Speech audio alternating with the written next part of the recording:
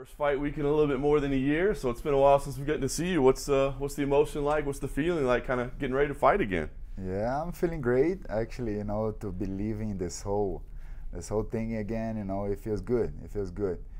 And what I'm feeling is like, the past is in the past. We have the future, a bright new future to build. So let's go.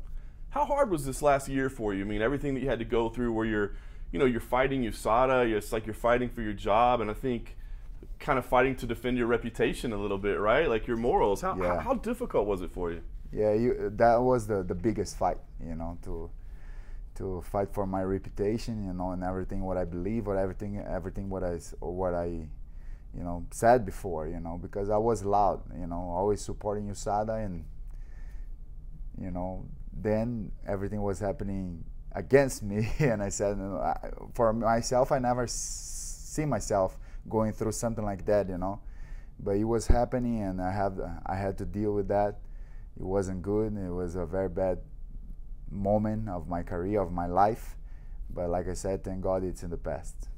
How are your feelings towards USADA now? Because I think people are trying to determine, right? Like, I think we all want to work towards a clean sport, and everybody wants to make sure it's clean, but then you have people that aren't necessarily even cheating, getting in trouble and having time away. So how do you feel about USADA? I mean, do you still feel like it's something we need in the UFC, or do you kind of not like it as much now? No, I like it. Actually, we need that. We need a clean sport. We need to know, like, who's the real champion. We need, it's necessary for our sport. But of course, they need to get better somehow, and because, like, I can talk about my case, they found hydrochlorothiazide on me, which is a diuretic, a cheap diuretic. Everybody know, every doctor that I spoke with, said the same thing. It wouldn't be enough. This diuretic couldn't hide anything, on your body. It's a cheap diuretic. It doesn't work that way. I should have to take something much more stronger to hide something. And also they found like 0.4, 0.5 on me, which is nothing, traits of diuretic. So I think based on this, when you have a case that it can be a contamination, for them, they understand that, because I'm sure that since the beginning they said that, it's possibly a contamination. So in this case, they shouldn't take me out of the fight. They shouldn't be allowed to fight and do the investigation. After they finish the investigation, if I get declared guilty, then they can double the penalty. But until there, because here, in the USADA, what's happening is we are guilty until we prove innocence, and it goes against even the law. The law say you are innocent until they prove you're guilty. So yeah, I think they can get better with that. And I will keep supporting them, Of course, I'm afraid now, Every time when they get home at my house, I'm nervous because I don't know, if I wasn't doing anything wrong before. There's nothing to learn. They ask me, what have you learned from that? Nothing, I was doing everything right. I was doing everything the best I could, I don't take any type of drug. I don't drink alcohol. I don't smoke. I don't do anything like this. They say I'm a boring guy, but I'm a very happy guy actually. But yeah. So every time they get home, I got nervous because you never know now. What's gonna happen or not. Did it make you angry at all? I mean, did you feel like maybe I don't want to do this anymore? Like this isn't worth it?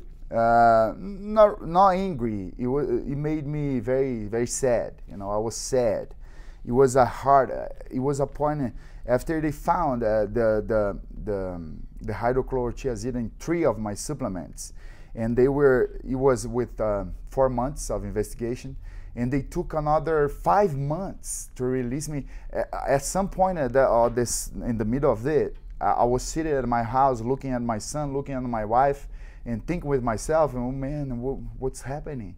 What's happening? I was scared, I didn't know what, maybe at the end they could say, hey, it was your fault. How could I prove it wasn't? There's no what to do.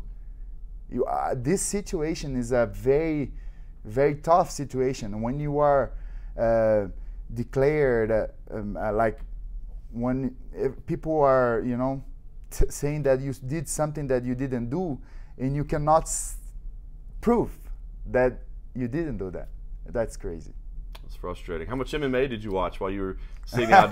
Did you keep an eye on the division and keep up with the sport, or was it almost like too painful to watch? No, I was watching a lot of fights, and also I was training a lot. I didn't stop training any moment, because in my mind they would find the truth at any time, you know, and then I would be able to come back, and I would pick the first fight I could, like I did, you know. After the 9 months investigation, they gave me this option to fight Gouveia, and I said yes right away, you know.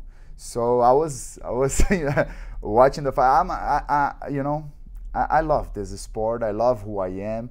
So to be here, to be Junior Dos Santos, for me is I cannot see myself doing anything else right now. I'm 34 years old, young. The fact that the UFC put you right back in a main event, do you think that was kind of them showing, hey, Junior, we still believe in you, and we believe in what you're saying? Yeah, I think so. Yeah, since the beginning, you know, Jeff Novinsky and Donna, they were with me all the time, you know, supporting me, doing everything what they could, you know, to help me with the things, with everything. And I felt good about that, you know. And now with this fight, you know, it means a lot to me. They give you Gouveia. He's a tough guy, right? But not one that maybe a lot of people don't know. So did you know him? I mean, when they came to with the name, did you know who he was? I didn't. Actually, some of the guys at the ATT, they fought him before. So they were telling me about him, you know. A friend of mine, Caio Alencar, who fought him his last fight, was, you know, telling me more about him, but I didn't know too much about him, you know, at that time. But I saw that he's a very tough guy.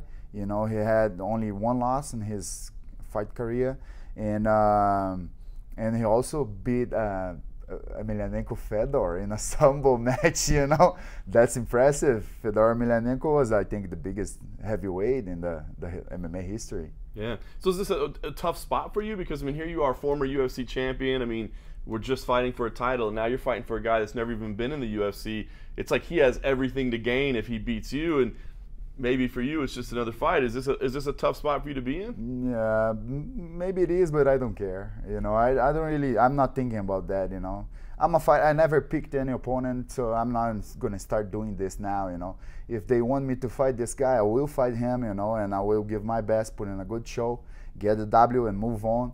And at some point, get my chance to fight for the title again. I was gonna ask you. I mean, are you thinking about already that time? I know you were just there, but things have changed a little bit, right? I mean, now you got Daniel Cormier is the champion. We got Brock Lesnar stepping in. I mean, there's crazy things happening. So are you thinking about a title shot maybe very soon for you? We always think, you know, like when you become the champion, you become a target.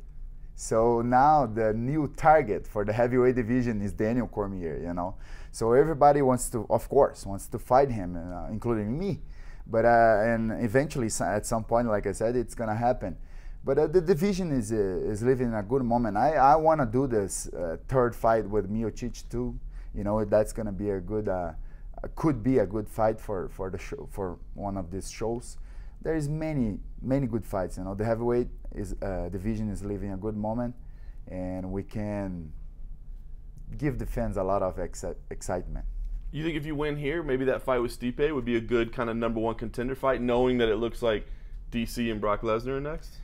Yeah, that could be a possibility. You know, I would love that. I would love that. I would love that. You know, I wasn't thinking about that, but now that's a good idea. You know, our third fight. You know, and then the winner fights for the title, maybe. Good. There you go. Well, let's talk about what's important for you in this fight. I mean, what's the message that needs to be sent here? I mean, are you wanting to go in there and prove a point, you know, make a statement? Is it really just get a win however it comes? What's the goal on Saturday? The goal is winning, you know. This sport, our sport, is a very tough sport. So, and when you got defeated in a fight, it's very hard for you because to recover from that, you know, when you win a fight, you move like little steps. When you lose a fight, you move big steps back, you know. So that's a unfair difference, you know. So the most important is to get the W, you know, on Saturday night, and I'm ready for that. I did an excellent training camp, and I'm feeling good, you know, feeling good and feeling happy because everybody saw the real truth about me.